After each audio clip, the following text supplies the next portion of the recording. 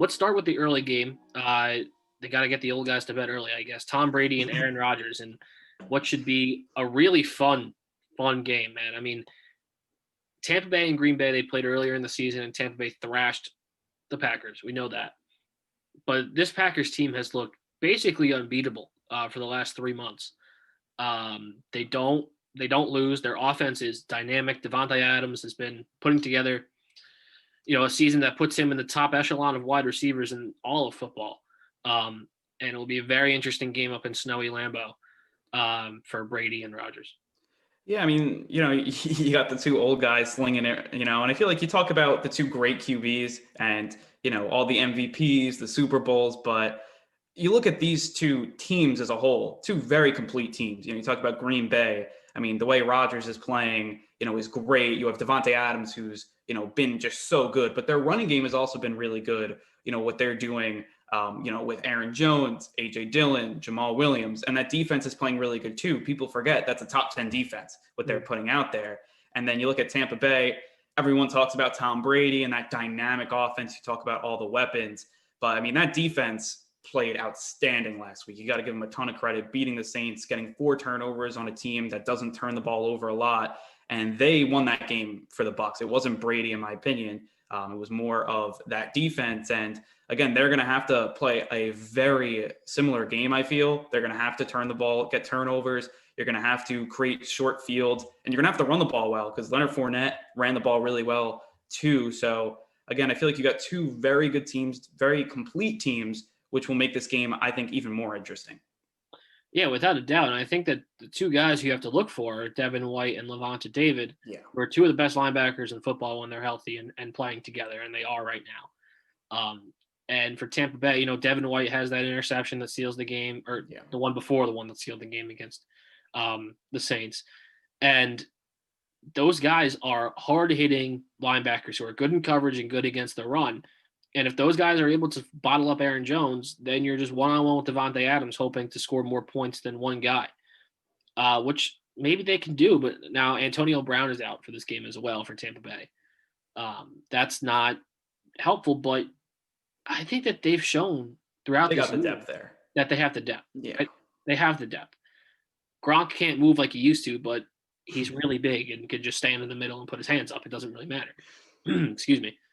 So I think what is going to come down to this is if Green Bay can get to Brady, because it's going to be cold, potentially snow, and it's January in Green Bay, so we'll just say that there's potentially snow. If they can get to Brady and hit him and knock the ball out, I don't see any reason the Packers don't win this game by 10 points because I don't see a way that the Packers are going to turn it over like the Saints did. I think Aaron Rodgers is too good, even if Aaron Jones gets bottled up, to make those kind of mistakes that your boy did last week. Yeah, I mean, for them especially, just 4 turnovers. I mean, you had the Jared Cook fumble as well, which was, I think, the biggest turning point of that game because the Saints were driving already up 7 points. But, yeah, I mean, I feel like Brady's going to have to play, I think, a better game. He's going to have to play a perfect game. I think they can't turn the ball over because if they turn the ball over, you give Rodgers a short field, it's good luck. I mean, he's just that good. And that offense, I mean, you talk about what the linebackers for the Bucs do, and those two guys fit together so well. Levante David, he's one of the best linebackers in the league. And then you add Devin White, who's just so fast, moving around the field. And they're going to take away that short stuff, which obviously for the Saints is a lot what they do. For Rodgers, they're throwing the deep ball. And he can not only hit Devontae Adams, he's shown he can hit Alan Lazard. He can hit guys like Marquez Scantling, MVS, and what he's doing. So I feel like right now I can't bet against the Packers and what they're doing. And to me, they've just been completely demolishing teams. There's no other way you can say that. They go and they play a game against the best defense in football, the Rams, and they dismantled them. They dismantled Donald. They dismantled their secondary, which just played so well. And again, I just don't see them losing. What you just said there is exactly my next point. There were stats before last week's game where Rodgers against the best defense in the league was not that great. And that's fine. I mean, he's one of the greatest quarterbacks of all time. But it's also against the number one defense of that year. So it's not that surprising. And then he goes up and puts 36 points up against the Rams. Now, granted, Aaron Donald was hurt. But Jalen Ramsey is a lot better than anybody at Tampa Bay is going to put on Devontae Adams. And he still had a good game. And Aaron Rodgers uses his feet on that sick red zone touchdown to really put it away in the second half. So I do think that the Packers have the inside edge here because I don't see a way somebody walks into Lambeau and beats them, especially a team from Florida. And yeah, okay, fine. Tom Brady played in Boston for how many years, but still, it's a team from Florida. I don't see it. I'm gonna pick the Packers by double digits, but Tampa, I don't know. It's hard for me to just say like, yeah, Brady's gonna lose by 10 points because he doesn't lose by 10 points ever in the playoffs. He just never loses by 10 points. I think another thing that would be really interesting is Brady versus Mahomes again, because if you remember 3 years ago, Mahomes' second year, the year he won the MVP, they played in the AFC Championship game in Kansas City. And it was going to be like, oh, this is the changing of the guard game. Like, it's going to happen now. And the Patriots won that game, beat the Rams, and won the freaking Super Bowl again. Maybe now we'll finally have the changing of the guard game in the Super Bowl. But whatever it is, it's going to be a good game. But I do think the Packers come out of the NFC. Yeah, I mean, the Brady, just because Tom Brady's on the other sideline doesn't mean they're automatically going to win. It does, though. It does. I'm a Jets fan. I know you're a Jets fan, and I know you think that, but that team is really Look at Kelly, the Patriots fan, laughing in the corner. Yes, Belichick's not playing on the other sideline. But Belichick is not on the sideline. It's Bruce Arians, who's not as good as a coach. I think we could all agree with that. And, you talk about the Patrick Mahomes game. Belichick did an amazing job of bottling up Patrick Mahomes for 3 quarters. And that helped Brady a ton to win that game. And again, I feel like Brady at 43 years old, I mean, he's still great. I think he's still top 10. I think he's right around, I don't think he's top 5, but I think he's right there. And again, I feel like he can definitely lead a team to a Super Bowl, but it's that whole team, that defense is going to have to play well. And Rodgers, I think they're on another level. I think that team is destined to at least go to the Super Bowl. And again, I feel like they're a better team than the Saints. Like the Bucs they beat the Saints and they were able to, get some turnovers and win that game. But getting turnovers on Rodgers it's a different animal. And I feel like, you have to play a perfect game to beat them.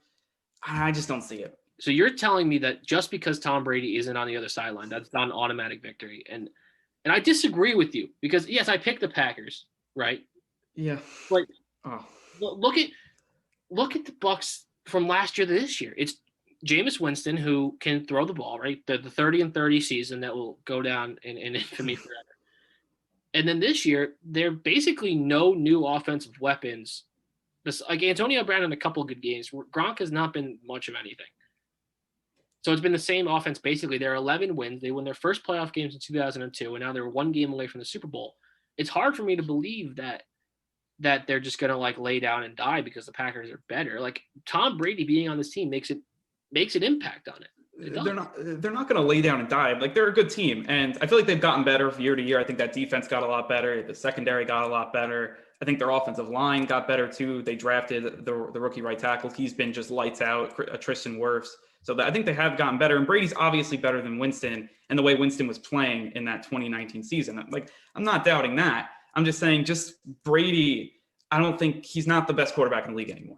And Rodgers is playing better. And to me, I think that offense is better. And just, I don't know, the way Brady looked last week. And I think you have to give credit to the Saints secondary because I think the Saints secondary played really well. But he didn't look that great with even a lot of time because I feel like they did a good job. And, the offensive line, they kept him pretty upright for that game, only 1 sack. And he only threw for 199 yards. He threw 2 touchdowns, but they were on short fields. He didn't look that good. I mean, look, he looked better than Breeze, and that's why he won. And he didn't turn the ball over, which is great. But even though he was very close to having 2 picks in that game, if Marcus Williams gets, 2 feet down, he only gets 1. And if Chauncey Gardner-Johnson, it skips into him. So if it's just a little higher, goes back and forth, it's a different game. I don't know. Brady, he doesn't scare me as much as he did. I know Jets fans, they have PTSD, but I feel like he's beatable. And I feel like the Packers, they're the best team. They're the best team. And also Bruce Arians is not Bill Belichick. I don't know. What do you want to say? I know people give a lot of credit to Bruce Arians, but he's not even close to the coach that Bill Belichick is. And I think that also makes a big difference. I think everything you said is true, but number 12 is always going to scare me as long as he's in the NFL.